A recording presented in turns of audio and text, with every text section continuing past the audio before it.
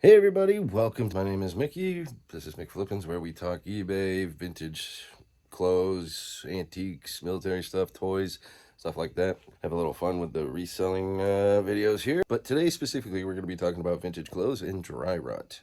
And are they worthless or not? First, let's talk about what dry rot really is.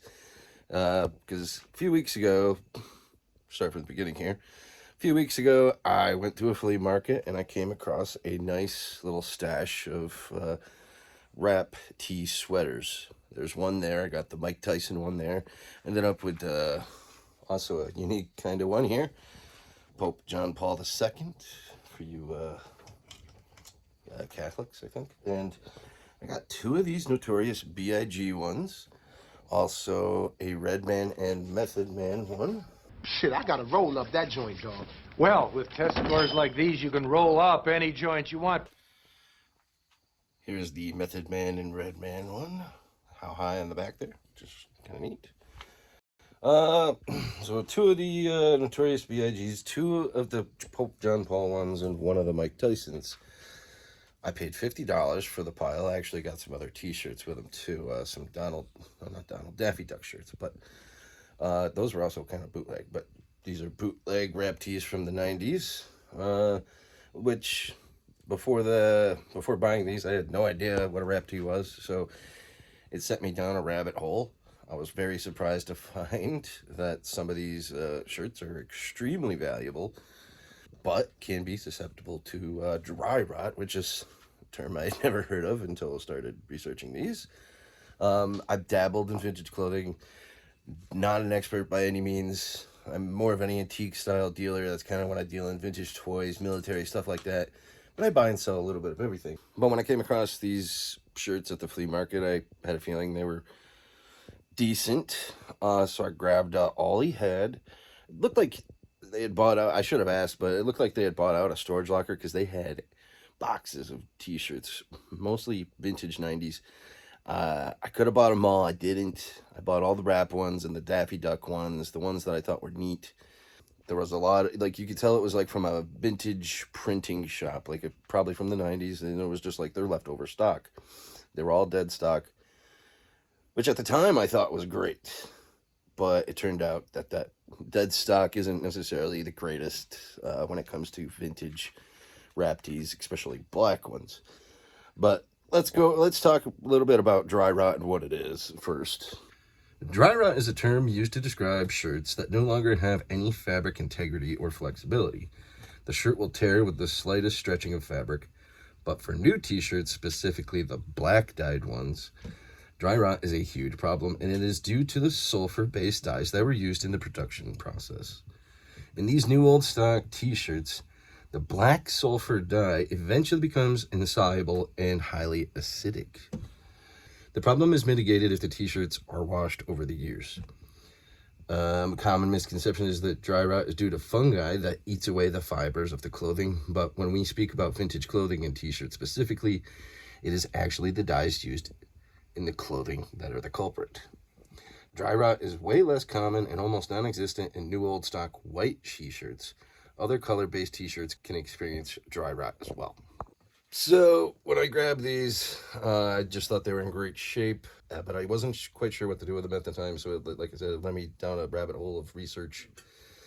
So then I discovered like one of Rally Root's videos talking about Legitimate, because I put them on some groups and I got mixed opinions, as you always will on a Facebook group, because they're just, Facebook groups are full of experts that were telling me, oh, they're fake. But some were like, but half the people were trying to buy them at the same time. They're fake, but how much are they? Okay, they're fake, yet you want them. Okay, so that threw up some red flags and had me doubting if they were real in the first place. So I found one of Rally Root's videos, and he mentioned the app Legitimate, so I chose to check them out, which they are an authentication application that you can download where you can send pictures for free, and it will be voted on by experts, and they will tell you if your shirt is good or bad. Or they also have a service that you can pay for. I chose to do the pay for service because At least then you know you're getting actual expert opinions. Took about a week to get my results, but it did come back. I sent the picture of the Biggie, and they said it was good. And they valued it at $1,700. But in the meantime, I had discovered they were dry rotted, because during my research I found dry rot and black, so I was like, oh crap, most of mine are black. So I tested them. So I decided to test the Method and Redman one first, not knowing what I was doing, and that happened, which made my jaw drop, and I was like, oh god. So that sucked. That was a oopsie on on me. So, because then I learned there's other more subtle ways to check that aren't gonna just completely destroy the shirt. And then come to find out, unfortunately, it's not irreversible. Once dry rot has set in, that's pretty much it. You can slow it down, but you're not gonna stop it. It's over time, they're all just gonna kind of deteriorate, which is pretty unfortunate. And apparently, like the article said, it's only with the black ones. The Pope one, not a bit of dry rot. I tugged on that really hard and it wouldn't give. So unfortunately, the least valuable one is the only one with no dry rot.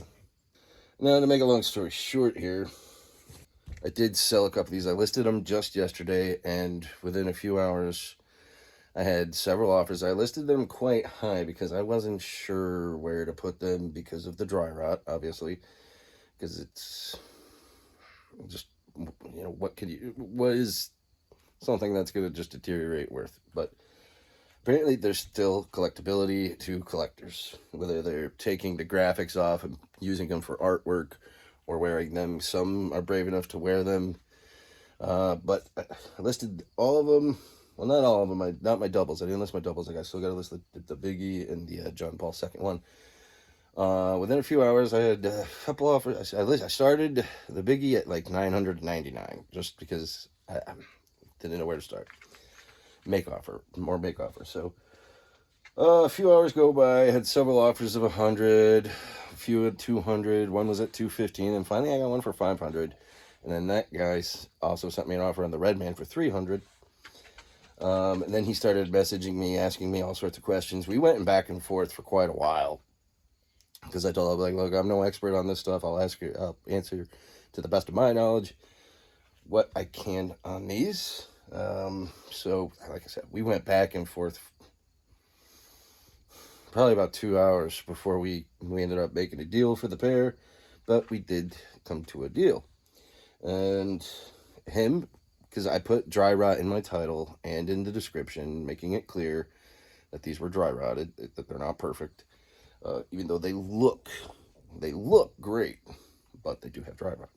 Here is the Biggie that I sold, and here's where I tested it on the back, and I showed this in the auction. That's where I tested it for dry rot. On the inside, on the bottom, in the back, where it'd be hard to see. And I showed that in my pictures, though, to show that there was dry rot.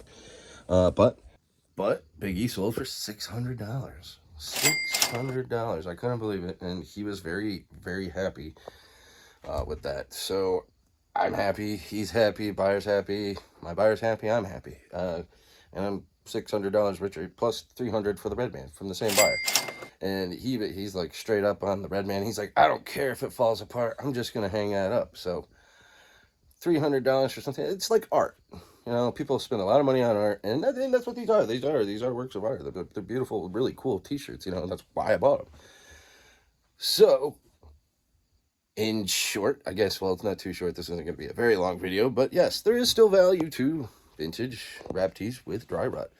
Or probably not just rap tees, but, concert tees, vintage t-shirts in general. There's going to be value.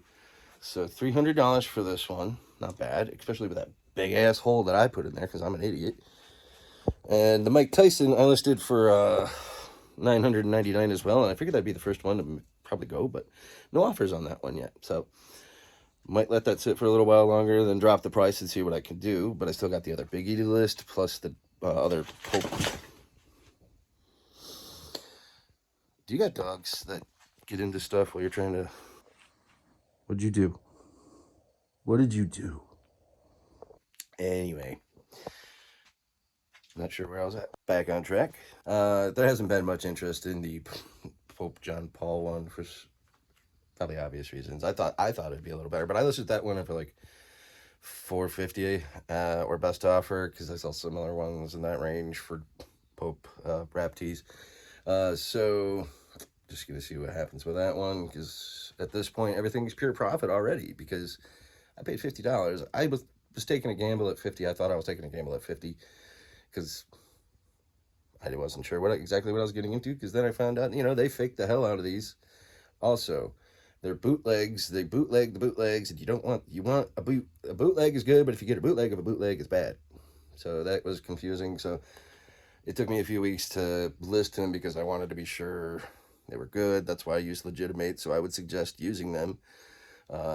This is not a paid endorsement by any means, but it worked for me. I was glad to have something like that to be able to utilize for somebody like me, who's not extremely knowledgeable in vintage shirts of this caliber. Anyway, I mean, I've sold some vintage shirts in the past for a couple $100, but nothing like these. I hope this helped you guys out.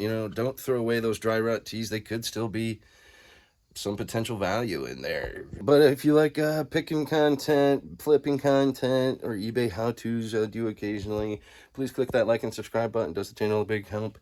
Trying to reach that 1,000 number. We're almost there. We're at 500 something. But any sub helps, any like helps. So thanks a lot, guys, for tuning in, and I'll catch you next time. Remember to keep picking and keep looking, keep on the hunt. It's out there. It's still out there. The deals are out there. You just got to be out there to find them. Go get them.